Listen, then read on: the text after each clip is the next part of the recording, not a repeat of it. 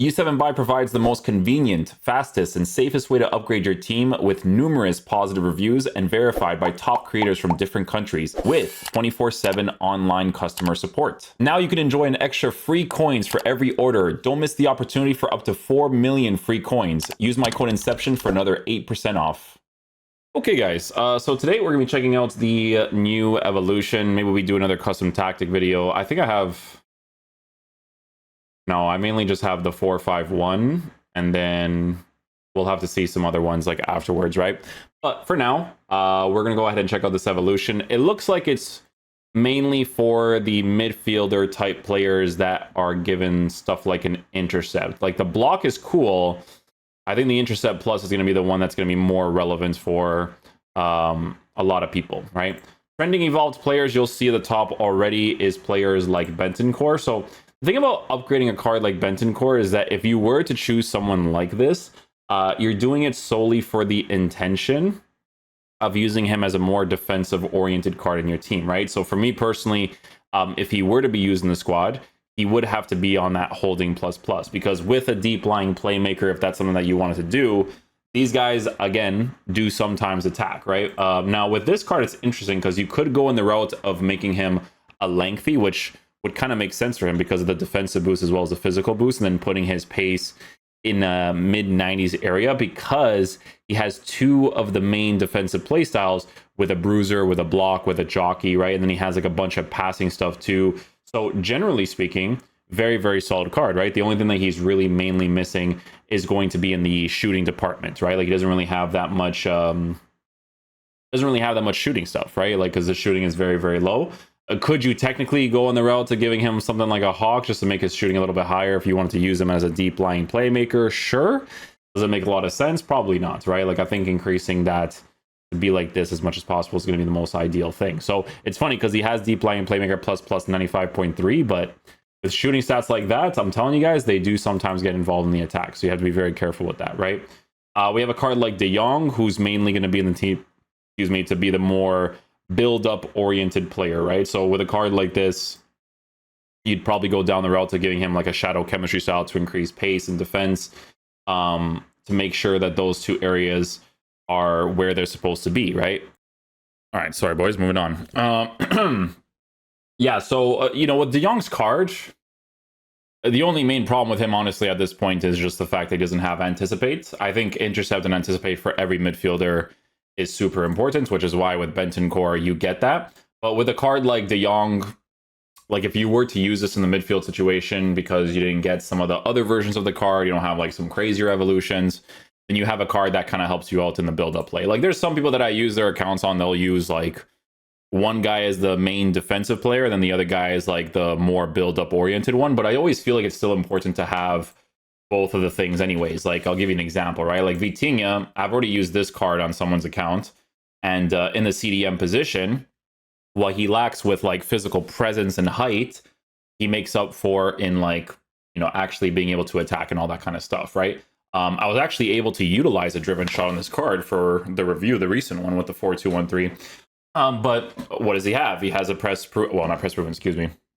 Well, he does, but he has the anticipate and he has the intercept, right? Like you can't release midfielders without those two playstyles nowadays, because to be honest, they're kind of garbage without them, right? Like it just, you really feel and notice that difference with the cards, right? So you have cards like Bentancur that makes sense. Valverde, I never look at Valverde's card on a personal level only because he has power shot, and it genuinely feels like such a wasted playstyle on him. Like with this card, he genuinely needs a way to remove that playstyle for him to be able to perform as well as he possibly could. Like imagine a card like this where you remove the power shot plus, but then you give him the anticipate plus, and then you're still working with these other things. The card is significantly better for the meta of the game. That's why Valverde is not really used for people's accounts, because he just doesn't have the right base things, right? Like Pirlo, this card doesn't have anticipate. So again, build up sort of player in that area, you know, potentially in a 3 midfield setup, because it's always important to at least be given an intercept, right? So if you're playing a 3 midfield setup, like let's say for instance,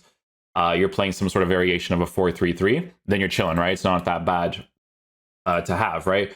Ronaldo Sanches, similar situation, helpful in the general build-up play. You give him the intercept plus rolls-wise. still has a box-to-box, still has a deep lying playmaker, so you could still use him in those sort of ways. But again, you just don't have the anticipate. To be honest with you guys, because this is a very like cutback meta game, I think I prefer my midfielders to have the intercept over the anticipate, right? But both of them are equally as important, especially in his case, if he had the anticipate on the card and then you add these other things that he has, it would be pretty important for him as well. Patrick Vieira, I think they've improved to a point where, excuse me, if you get like a cheaper alternative version of this card, like this is what you basically go for, right? You get someone that has really high pace, really good defense. Dribbling is not in a super horrible area, but then you just mainly use them as a defensive players. Like cards like this, again, you're supposed to use on a holding plus plus. You don't really want to use them too much on like that deep lying playmaker role. You kind of want to use a card like this. That's like your, because like we're not gonna say box to box, so for sure. For a card like that, no. Cards like Kompany get the improvement. Shooting is way too low. Like if you do get into a position like with this improvement, this is to actually use as a center back, and then you would have to like experiment with the reaction and composure. But I wouldn't go down these routes for like evolutions, man. Like this game needs to be so meta that like going down those routes would be a little bit weird, right? This guy from Borussia Dortmund always gets an improvement as well because he's generally well formatted with what they end up giving him, right? So he has a physical presence for the most part, right? Because he has like decent physical stats. He's got the bruiser, he's got the block, intercept, ping pass. But again, another situation that does not have the anticipate on the card, right? Cards like Pedri could be interesting if they gave like a shooting boost, but they don't give him a shooting boost. So it'd mainly be for the intercept part of it. And then again, with a card like this, you give him a shadow chemistry style, but then the shooting is quite low if you want to use him in that like deep lying playmaker role, because again, at some points they could still potentially attack. I think where this actually could make sense is players like Ryan, right? Because with cards like this, they're already formatted for you to use in that specific way that I'm mentioning, right? So this card's probably... So long ball pass, intercept, and then a block. The block is it's not like super pointless. Like I think with CDM's block is really good for like people that do the trivelas, right? Like if I have them on the right hand side or the left and I'm actually blocking that general area that they want to hit the trivela in, then stuff like that would be fine, right? Because at least with a card like this, you're a lengthy, you have really high pace, your defensive stats is there, you still have shooting to work with too, right? So and then you have the anticipate, the intercept, long ball, pinged pass, bruiser, like a bunch of things that kind of just matches the meta of the game, right? So he should probably be a little bit higher, but I think people might have like potentially better evolution choices, I would say. Jong and Neves, cards like this and the way that they're formatted, I'm telling you, it's like mainly for center mid vibes in a 4-3-3, but like his shooting is really just not that high. Cards like this, I don't really have too much interest in, because no matter what anybody tells you, like even though I'm telling you guys like, oh yeah, if you use a card holding plus plus, at some point, depending on the sort of breakdown that you do, these guys will have to, you know, do some sort of shot at some point in their life. And if it's in the 60s, 70s, 40s, 30s, like it's not this card. What was the card that was like really low? Kompany, right? If you use them as a CDM, like 48 finishing, it's not ideal, right? Conte from the SBC, you know what? For an SBC upgrade, it's not bad. Again, if you use them in a more defensive way, it's not terrible because you get the intercept plus. Do I still personally prefer to have like the taller players in that general area? Yes, but as a free upgrade, if you still have that card and you don't have the means of getting like the more expensive players, more so like a Patrick Vieira, I would say, then it's not a bad upgrade there actually, because you know the play styles that they end up giving him would actually make sense. He has passing stuff too, so actually not bad for that card. Rodri's Team of the Year card. Yeah, so the only thing that this card is mainly missing is intercept, because I remember using this card and actually liking him, to be honest. I was like, you know what, like this Rodri card is actually pretty sick. But even without looking at his playstyles and what he was all about, like doesn't have intercept, right? It's always those two playstyles you gotta always look out for when it comes down to these upgrades. You have cards like Emmanuel, who gets... This is not bad because you can use him as a left back, but then in the left back position, he doesn't really have that many roles. That's the issue, right? Like you could use him as a CDM, and it might not be horrible, to be honest, just because like he has like a lot of good defensive stuff with pace on a lengthy, all that kind of stuff. But honestly, like there was that one evolution that made him a left back. I think that would actually make way more sense. Theo Hernandez from expired evolutions can turn into a mostly lengthy player. And he has Bruiser, Pinged, and Intercept. All pretty relevant, especially since he still has the Anticipate. So yeah, Theo Hernandez, most evolution versions for that card is going to be, is definitely going to be really sick for sure. See what else we have here. We have Mbappe that's trending here too. Reinders is cool, but he doesn't have Anticipate, I don't think. Yeah. So it's like give him a Shadow for the pace and defensive boost, but then you don't have Anticipate on the card. So it's not necessarily the best. Zubimendi, I think we always check out this card, and he actually has like decent stuff because of the base play styles on him. Just a couple things here and there with like not having shooting and stuff. That's a little bit of more of an issue.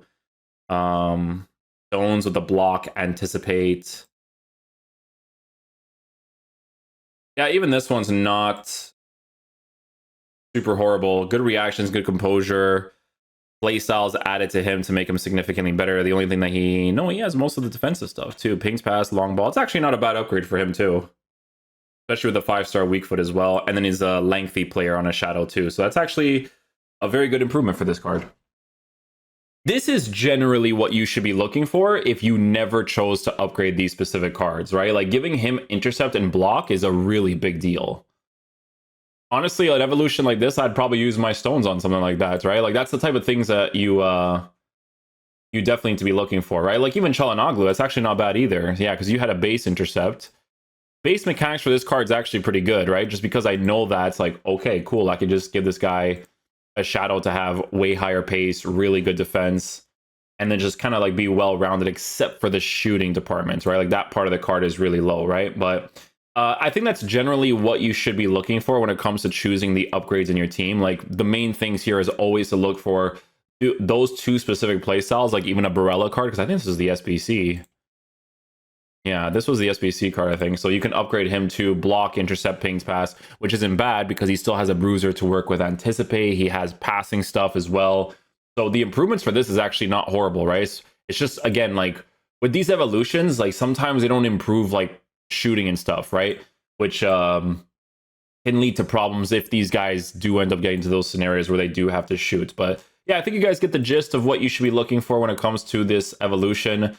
Definitely going to be a few choices here and there that could be really good. Like Ryan trending makes a lot of sense just because base mechanics wise, he actually looks pretty solid, right? And then Theo Hernandez is just a given just because of who he is. Valverde has like 2 different cards trending here, but the reason why I don't care about this card, again, is because of the power shot just feels wasteful, you know? Like, I think if he had Anticipate, then I wouldn't care as much, but it's like they have to make a version of him, because I think even his team of the season wasn't expensive, but Valverde is a fantastic player in real life and should be replicated the way that he plays IRL in this game. But like, look, it's meta-wise, right? Like, this is a team of the season card, Anticipate, but no Intercept.